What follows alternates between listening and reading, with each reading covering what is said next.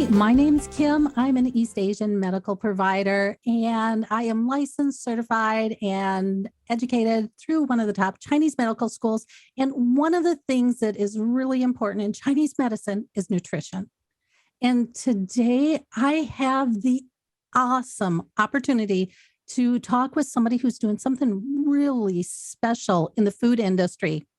And that is Marty Glanville from Sunrise Flour Mills in Minnesota. Hey, Marty, how are you doing today? Great. Thank you. Marty, tell me a little bit about what is so special about Sunrise Flour Mills. Well, we are the only mill in the country that's milling all heritage wheat. So that means it is pre-hybrid, pre-1950s wheat. It's the wheat that was the predominant wheat in the country from North Dakota to Texas from the mid 1800s to the mid 1900s. It's what built the name breadbasket of the country. It survived the Dust Bowl. It is an amazing crop. So what happened? So this crop was here through the 1930s at least? Yeah, 30s, into 40s? the 50s. Yeah, it's what they did the first hybridizations with. Okay, so help me understand what's the difference between a hybrid and a heritage seed? Heritage is the easiest way to describe it is just the natural seed. It is what grows by itself. It grows everywhere. We one time carried some seed in a trailer that we have from one part of our property to another. And then we parked the trailer and we came back about a month later and there was wheat growing out of it from where the seeds had Oh my spilled. God. Yeah. Wow. When there's hybrid wheat is a little bit of a controversial term, and we have not come to a complete understanding because I don't think there is a complete understanding in the agricultural community. Some people say it's never been hybridized. Other people say that it has been hybridized. What has happened is that they have crossed strains that would not necessarily cross in nature. So an open pollinated grain will cross with other grains and then usually produce a stronger grain. This was happened in a lab. Okay, that makes sense. So that's hybrids happen in a lab. They're crossing them now, but that's different than GMO, right? There is no GMO wheat grown. Well, there are some GMO test plots, but there is no GMO that's being sold in the United States right now. And GMO takes that concept to another step where you're actually splicing in things that would never come together. Right, right. Okay. The way we like to describe the difference between heritage wheat and hybrid wheat is that hybrid wheat will not grow without person. Okay. It needs chemicals. If left on its own, you cannot replant the seed over and over every year. You might get a crop the next year. In the subsequent years, you will get very little crop until about 5 years out, you won't have a crop. If you replant these seeds, they will just grow like crazy. They don't need chemicals. Thanks so much for explaining that to me. My first introduction to heritage was with my tomatoes. And, I had a friend that said, oh yeah, just throw the tomatoes into the soil, they'll regrow. Mine didn't. And when I asked about it, I found out it was because mine were all hybrids and they don't do that, but they did attract ants. So that was, what a bonus. Yeah. So that got me looking for heritage. And it was on one of my social media posts that someone talked about heritage wheat. And Mm. that just amazed me. So what made you guys start to reach out looking for this wheat that was an original wheat that was naturally cultivated in nature? Well, I'll try to be succinct. So we were both retired. We moved out of the Twin Cities about 40 miles and bought 10 acres and a house. And, we were just going to retire and live the dream. We were invited to join another business at the Mill City Farmers Market in Minneapolis, which is kind of the premier all organic and sustainable farmers market in the area. We had so many people coming by saying, I'm sorry, I can't, I have gluten intolerance and that won't work for me. That was the first we'd really heard of that, but we kept hearing it more and more. We ate a lot of bread and pizza that summer, and he kept getting sicker and sicker and sicker. It sort of started up here and it went all the way down and all the way out, joints, stomach, head, everything. He went to several doctors, tried several over-the-counter medications, nothing worked. I finally said, we're going to Mayo Clinic, and we went there twice. They had nothing to offer that the other doctors hadn't offered. Shortly after we got back from our second trip to Mayo, we met some friends at an Italian restaurant that serves family style, and they are gigantic portions. Gerald was very hungry that night. He ate a lot of pasta and bread, and the next day he was sicker than he had been at all. So he started thinking maybe there's something to this gluten intolerance thing we keep hearing about. We went gluten-free that day. Within 2 days, he felt better. Within 2 months, he was well. I had no thoughts of, I didn't have gluten issues, but after we switched to not using conventional wheat, my arthritic symptoms went away. The things that I'd been medicated for, and I stopped taking the medication. Marty, yeah, I really want to hit home on that, because that's what brought me here. Is I came in with digestive issues, and what my doctor said is that, I had an opportunity to get a surgery, and he said to me that, and he was younger, he was in his 30s. mm-hmm. He said, hey, I can give you the surgery, but you can always do nothing. And for me, I was like, why do you keep on throwing that at me? I mean, you Western doctors love cutting people open. And he was really honest. He goes, you know what? Because I can't guarantee you your pain will go away. Now, it was a gallbladder surgery that they were offering. And I immediately started thinking about everybody in clinic. And I started realizing that everybody in my clinic who had the gallbladder surgery, the pain came back. Mm. And so it might have been gone for a little bit, but it all came back. So food started becoming a really big issue for me. I read your guys' story. Do you think food was 100% what the issues were for you at that time? We changed nothing else, either one of us. We changed nothing else. We changed nothing but the kind of wheat we were using. So, I think that's really important. Well, and Michael Pollan started the conversation on the microbiome and how so much of what happens in our bodies happens from the gut. Yeah. And I, before I did this, I was a special ed teacher, and I had a lot of kids on the autism spectrum, and their parents, this was in the 80s and 90s, they used to talk to me about leaky gut syndrome. Yes. I thought, okay, that's kind of out there. And I didn't really do a lot of research, and my mind wasn't really very open to anything but Western medicine either.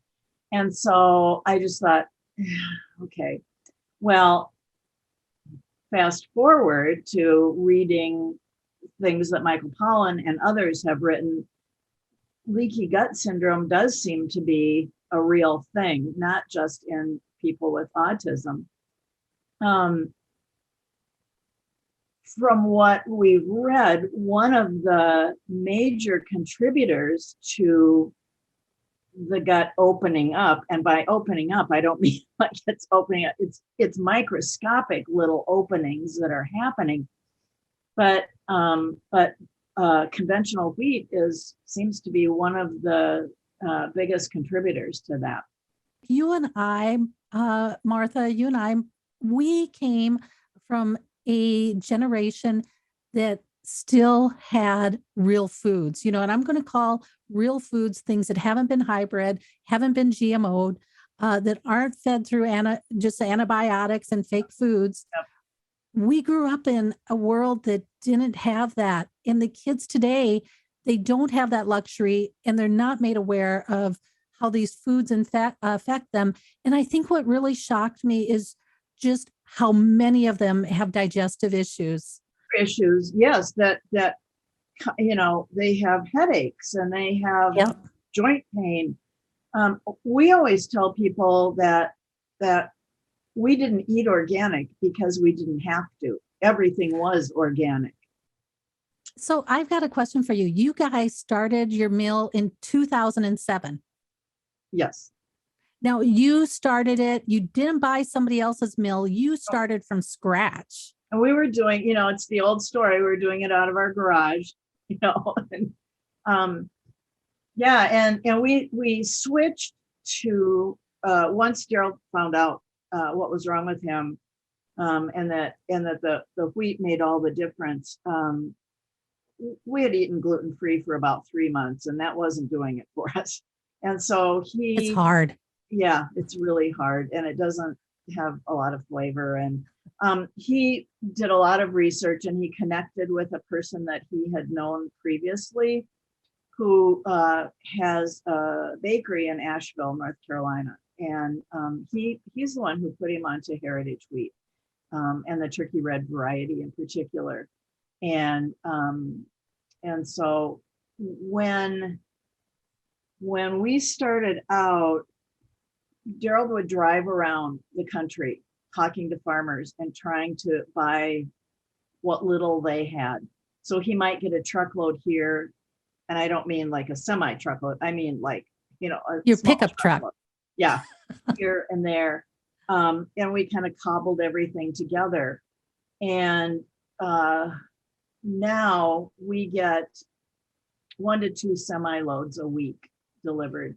How did you find your farmers? Gerald just drove around and started talking to people. He did research. He's an old school salesman, so he really believes in that face-to-face contact. So he likes to meet people in person. The other thing, we laugh because he doesn't learn foreign languages easily, but he has learned a second language, and that's farmer. Yes, that is a second language. And he can speak it pretty well. But now we have 3 or 4 different farms that are supplying us, and they're big farms, and they are turning more and more of their fields over to heritage wheat. That is fantastic. I've been seeing that there has been a migration in farming as more and more farmers are finding producers like you who need crops that are either organic or heritage for the food supply that they're delivering. Mm-hmm. It's interesting because especially when we first started doing this, we went to the University of Minnesota and we talked to people in several different departments, ag and food science, and nobody wanted to talk about digestibility. In fact, they kind of poo-pooed us. And all they wanted to do was talk about profit for the farmer. And I am not anti-profit. We are capitalists. Right. But there is more to profit. You can't keep feeding people food that isn't good for them. And that's making them sick. Yeah. Yeah, there really does need, there is slowly becoming a change in the consumer, but it's because so many of us have gotten sick. Mm-hmm. And you and I are really lucky. We got sick towards the end of our lives and not at the start of them. Right. You know, there's a change in farmers too, and that's coming very slowly. There's also a change in universities. So there are people at the University of Minnesota right now that are looking at different kinds of wheat for digestibility, but there's still not quite understanding what we're talking to them about, that it should be organic and not be sprayed with chemicals, even if it's heritage. There's a study that's coming out of the U of M regarding sourdough, and they are finding that for two particular genetic markers, sourdough is working very well. And so we promote sourdough. We do sourdough starter giveaways a few times a year, and we're trying to get more people to use sourdough. Our niche also is the home baker.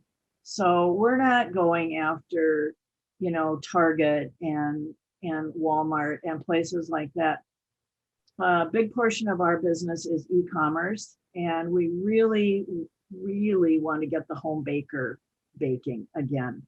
And I know that people's schedules are tight. They have families, they work.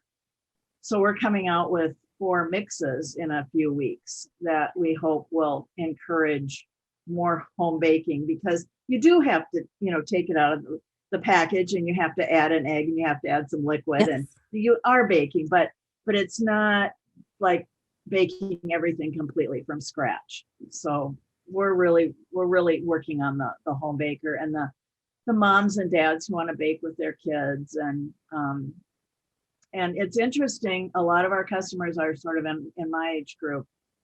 They grew up with this kind of wheat, and they're so happy to get back to it.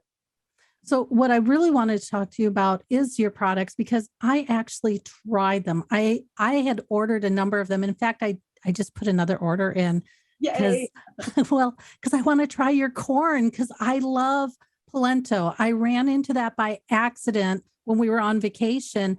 That works so well on my digestion. And you have this organic corn polenta. Can you tell me about that? Because what does that mean? So it's cornmeal. It's not corn flour. And there is a distinction. Cornmeal is a little coarser than corn flour. Okay. And we make polenta out of both our fine and our coarse cornmeal. For some people, it's just a matter of taste preference or texture preference. It's not a true polenta grind, in that there's a little more flour in it than in a true polenta. Okay. We like it because there's a really smooth, creamy undertaste to it. I'm going to be really excited to try that. Good. And see how it is. Now, I tried a number of your flours. One of the things that I noticed about them is they are fluffy. They are like fluffy flours. They are. And that has to do with our Unifine mill. So in 2017, we decided we have to get out of this business, or we have to get bigger and make it a real business. So we decided to get big. We bought a building, and which we thought, I walked in and I said, what are we going to do with all this space? And now we're just bursting at the seams. We went to Denmark and Sweden because Gerald thought that he had found the mill that he wanted. It was a stone mill. And so we went to visit a few mills that were using it, small mills like our size. And it's interesting. He said if he had been younger, he would have bought it right away because he was kind of impulsive. But something was holding him back about pulling the trigger on buying this mill. Great mill. It was a wonderful mill. And then someone introduced him to the Unifine mill, which it was a mill developed in England before the Second World War, and it was used quite a bit. someone brought it over here, and that technology was kind of shut down by the white flour mill industry because it mills whole wheat. It mills it very fine. It mills it almost as fine as white. Now, the difference between whole wheat and white is they take the germ off, right? And the brand, And the germ brand. and the brand for Okay. white. It's, I would hold our white flour up to anybody else's because it still has more nutritional value, and it's a very popular product because white flour is very versatile. But we're trying to get more people to use more whole wheat. So we have a regular whole wheat flour and a whole wheat pastry flour.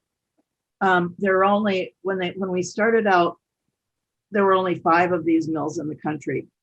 And now I think they might be up to 7 or 8. But it uses centrifugal force, and the RPM, we had to build a soundproof room around it, and then we still have to close the doors to that room because it's so loud. It sounds like a jet engine.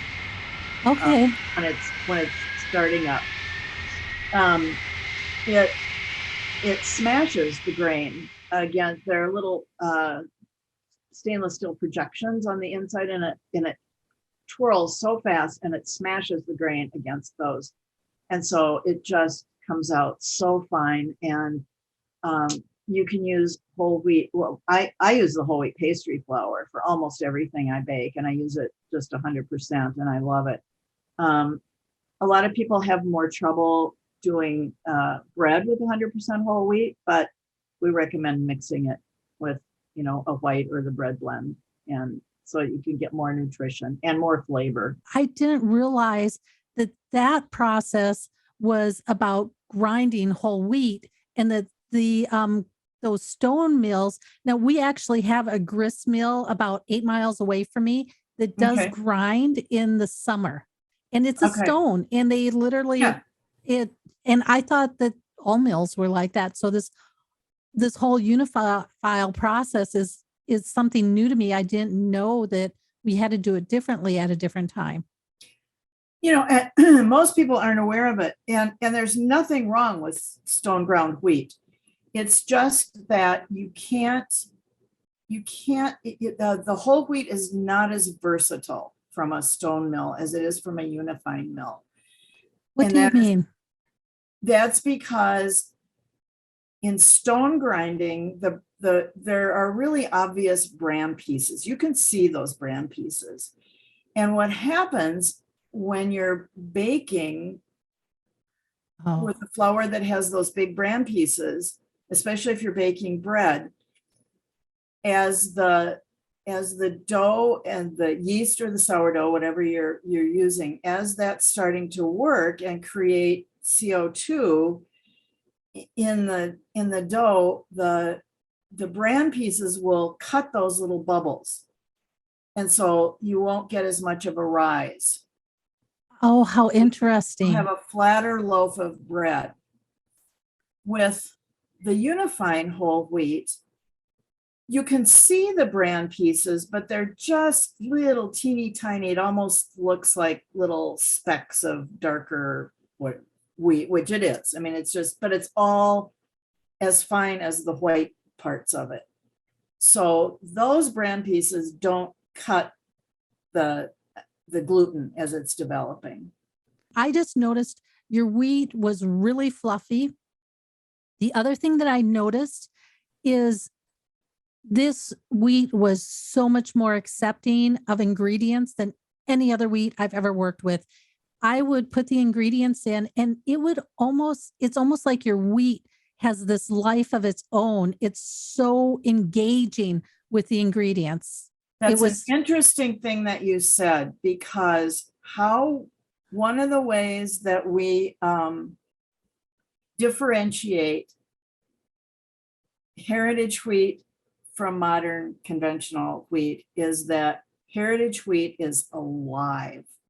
It is alive. Remember that story I told you about growing out of the little trailer that we moved it around with? It's so alive. It will just grow anywhere, anytime, any conditions. It's wonderful. Modern wheat is kind of dead. And that's why they need to use so many chemicals in growing and processing to try to get it to be more active. Okay, I've got two stories for you on that. First, the one thing that I thought after working with your wheat, especially with the bread and the pastry, is the wheats that and I was using some local mills here. Um, the wheats, I thought they were dead. They were really dry and coarse after working with your wheat. Now, the other story that I have is during the pandemic, I, like everybody else, went off to do sourdough breads. And I'd actually been baking sourdough breads for a while before then. Yeah. But remember when we couldn't find any flour? Yeah.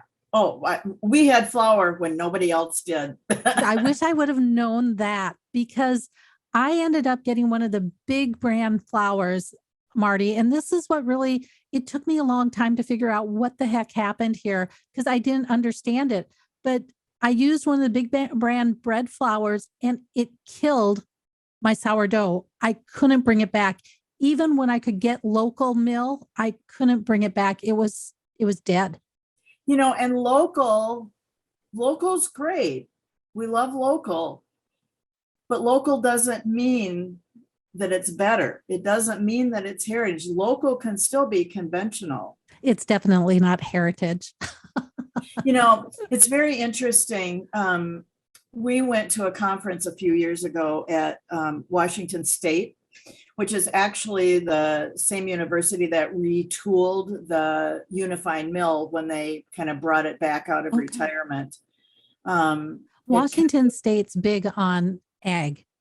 Yeah. And I think most of the state schools are, but because I went to Iowa State and it was big on ag, but it was a really wonderful conference. And we got to go out and tour their test fields, their test plots.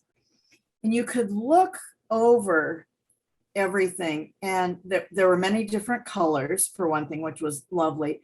And there were so many different heights. There were these tiny little 2-foot high plants everywhere. And then there were these 4 and 5-foot plants. Well, guess which ones were the modern wheat and guess which ones were the heritage wheat? Because remember, we used to have waving wheat fields. I think the small ones were modern. It is. Yeah. Remember, I would have thought they would have been heritage. Okay. No, waving wheat fields. Remember, okay. That waving wheat fields of grain. That's the old wheat. So that a lot of wheat is like 4 feet tall. Yeah, 4 or 5 feet tall. Yeah. Wow. And so think of it like an iceberg. There's a lot above on an iceberg, there's a lot above the water, but they say that like 9/10 of it is below the water. Okay. One of the reasons that Turkey Red survived the Dust Bowl was because it had such a long root system. It went down and it could find any little bit of groundwater there was. And it still happens that way today. That's why the best wheat is grown in arid climates. We don't grow much wheat in Minnesota. It's too humid. Right. Corn and soybeans are the big ones. Yeah. We get most of our wheat from Nebraska, Kansas, and Arizona. Okay. And so it doesn't need much. In fact, one of our major suppliers had 8 inches of rain one year, and he had the best crop that he'd ever had. Wow. So it really likes it dry. Yeah, it doesn't like a 2-year drought or anything like that, but it does grow down deep. So, and it also is good for the soil. It's not just on the top. It holds the soil down because the roots are so deep. That makes a lot of sense. And it's denser. So one of the reasons that modern conventional wheat has to have so many chemicals used on it is that it grows only 2 feet high. So the leaf canopy is smaller. It's not as extensive as the taller plants. So it's more prone to weeds and insects. So it has to have a lot of insecticides and herbicides Mm. and a lot of fertilizer. And because it has such a short root system, and I mean, I could go on, and I'm not a grower. And let me make that clear. People people think we grow it. We absolutely are not farmers. We are millers.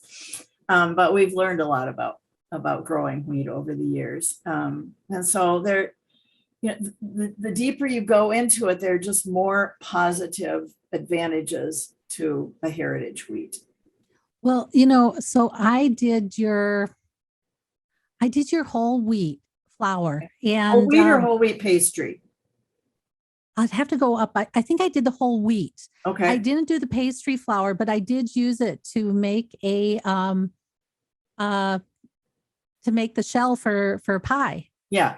And here's the thing that shocked me is, and you always like feeling your doughs and that to figure out how this one works, what you have to do differently.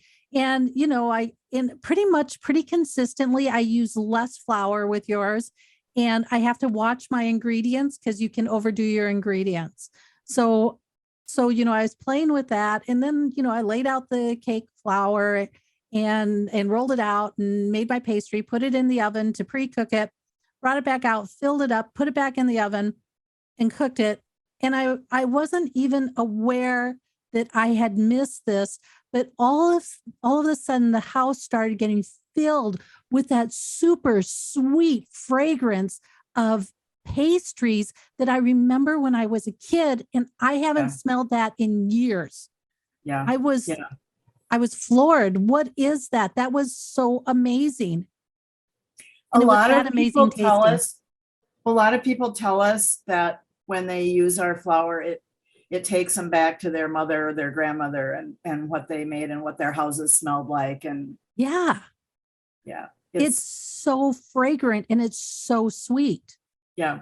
And And it wheat didn't has need a sugar. really wonderful flavor. Wheat is delicious, and people think it's not. And they think it's dry, and they think it's, I don't know. But it's not. It's really wonderful. It's just like, this doesn't happen so much anymore, but when we first started selling rye, people would say, "Oh, I don't like rye." Yes. No, they didn't.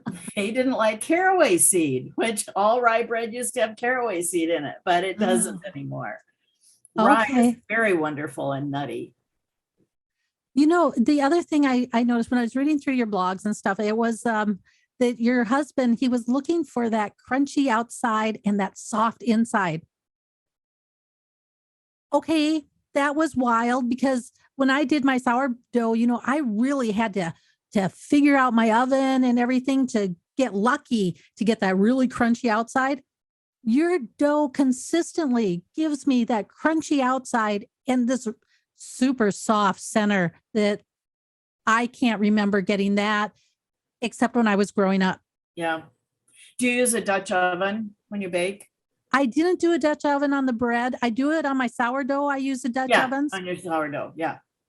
And I really had to be careful about how I cooked it to make sure that I had enough heat to get the crunchy, but I don't really have to be that careful with your bread. It pretty much consistently gives me a crunchy exterior and this beautifully soft interior.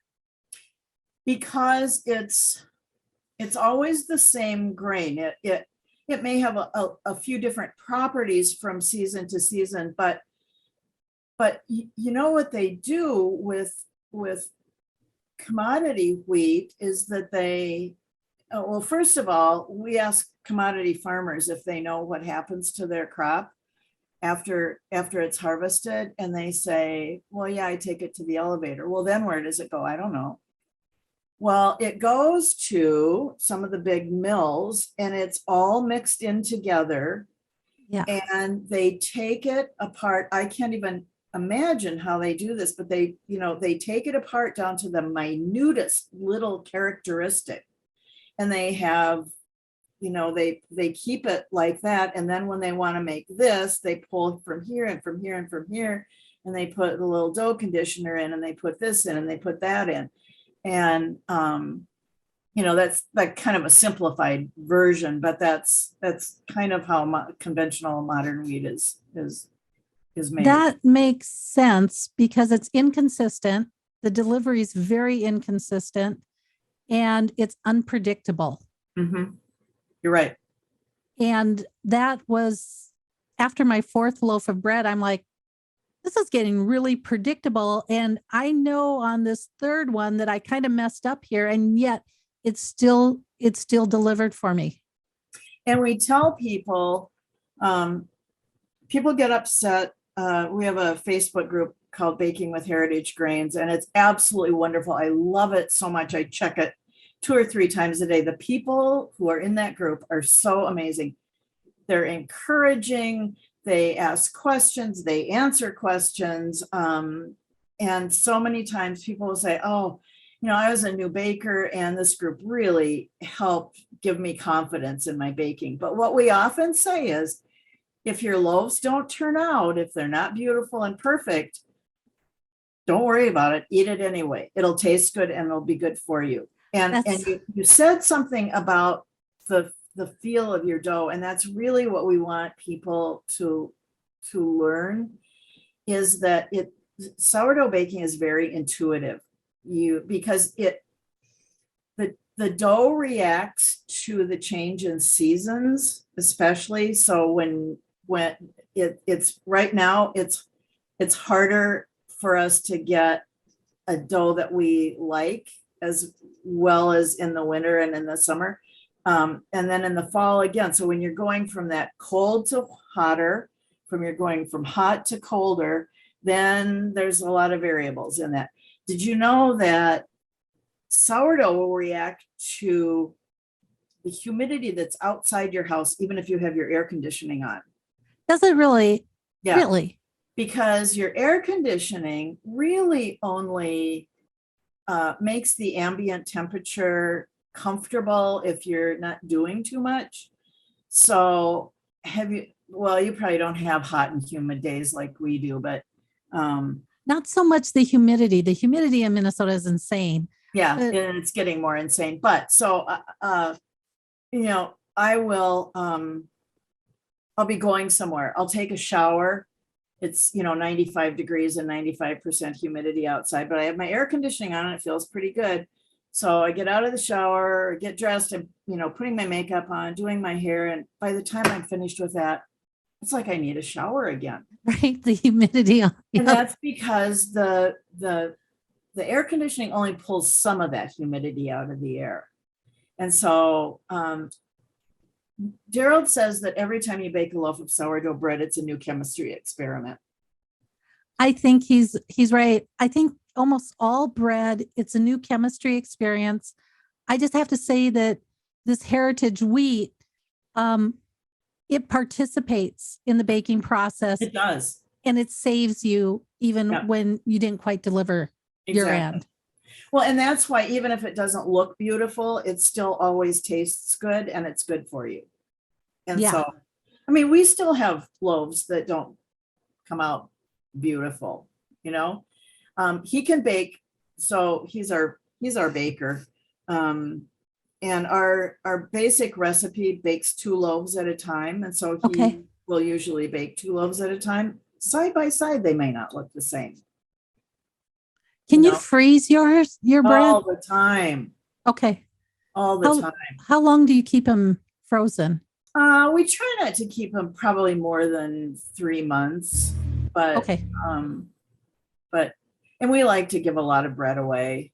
So our friends are spoiled now. Your friends would love you. You'd be invited to every party. Are you bringing bread? Oh, good. We're having a potluck. You just have to bring bread.